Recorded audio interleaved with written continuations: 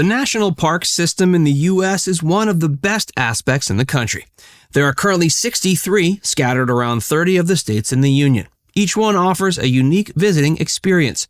They're often large areas of incredible nature, offering stunning views, outdoor activity opportunities, and generally offer a reprieve of the hustle and bustle of life.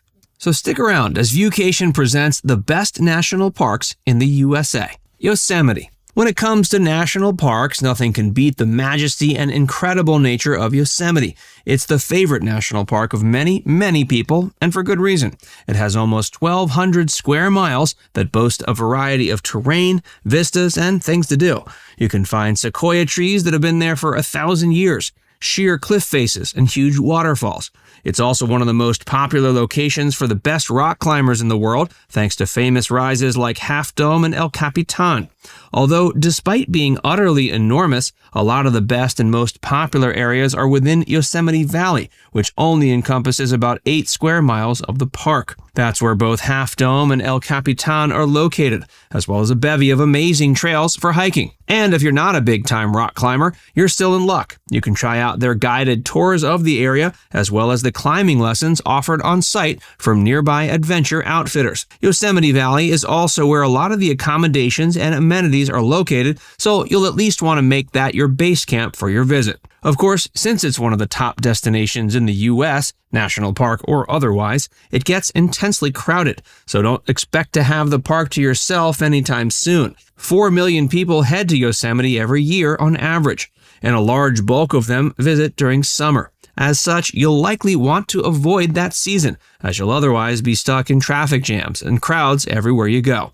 May and September are great months to visit though, as the crowds aren't as heavy and the weather is still nice.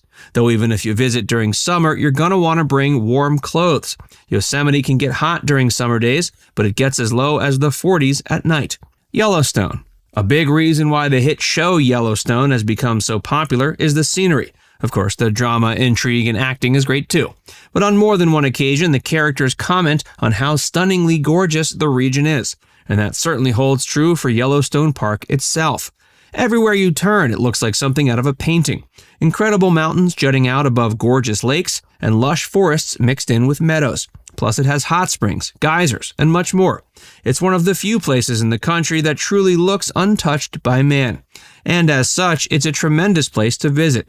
It boasts more than 3,000 square miles of breathtaking nature, and unlike Yosemite, the go-to spots are all over. So despite attracting a similar amount of tourists every year, it never has the crowded feel of Yosemite, with the small exception of the ultimate tourist destination, the Old Faithful Geyser. Though that's definitely a worthwhile thing to check out while you're in Yellowstone.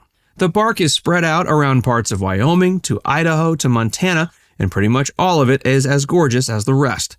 You'll be able to find spots where you can be alone, though keep in mind you'll likely be in the vicinity of a plenitude of wildlife. Buffalo, deer, elk, and even bears call the park home. And you'll likely see them while you're simply driving around the roads of the park. Yellowstone Lake and Mammoth Hot Springs are two very popular and fun spots to check out, and you could definitely use up a couple days in those spots. But then you should also check out less famous areas like West Thumb Geyser Basin's Hot Springs and areas like Dog's Head Loop. You'll get an even more untouched and serene nature experience. Like with Yosemite, the best times of year to visit are late spring and early fall. That's primarily because the weather is more temperate.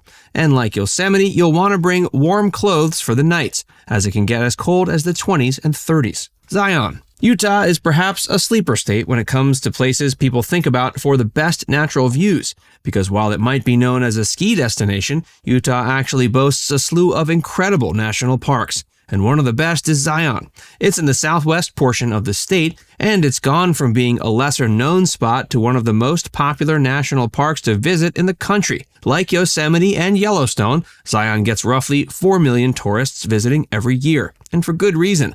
It's a wonder to look at and a fantastic setting to spend time in. Zion Canyon, which has a mix of verdant greens and almost Mars-like reds, is a truly breathtaking place to see. You can check it out by climbing up Angel's Landing or even by heading down to the waterway at its base, the Virgin River.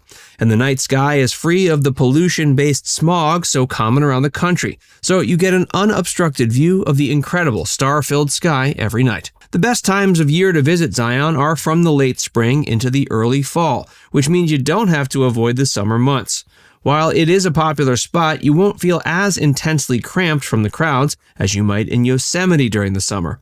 And frankly, it's somewhat crowded all year, so you might as well visit when the weather is nicest. Something to keep in mind when visiting are that flash floods do happen there, so you'll want to check out the precipitation forecast before your trip.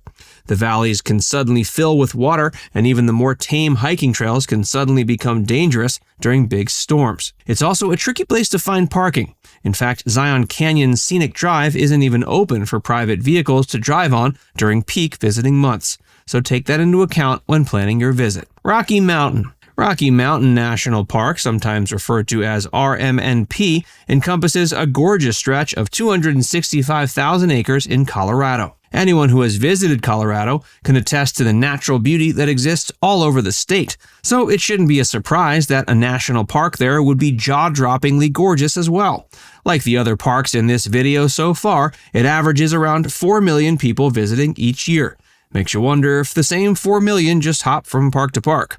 It boasts some of the best hiking trails you'll ever likely come across, as they jut through spruce and pine forests and stunning lakes. The flora and fauna you'll take in are stunning, and you should expect to have some, hopefully safe, close encounters with incredible wildlife. And of course, the biggest draw is the mountains themselves, which are epic to look at and be on. Long's Peak is the highest point in the park at over 14,000 feet tall. One interesting thing about visiting RMNP is people report feelings of wonder and intense happiness from being there.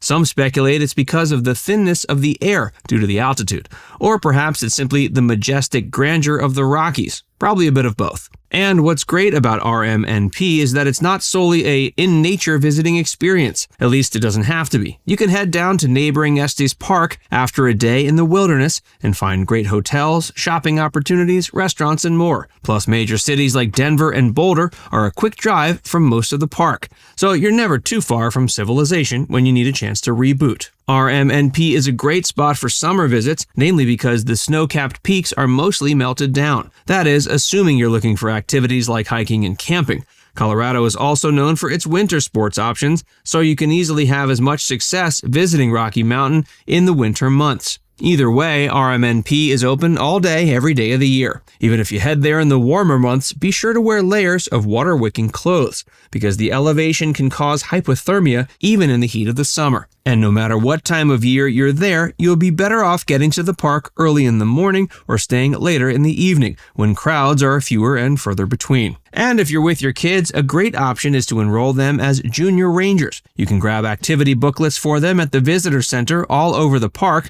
and find out about junior ranger activities that the park offers for free. Now it's time to hear from you. Have you ever visited any of these parks? Which national park is your favorite? Let us know in the comments section below.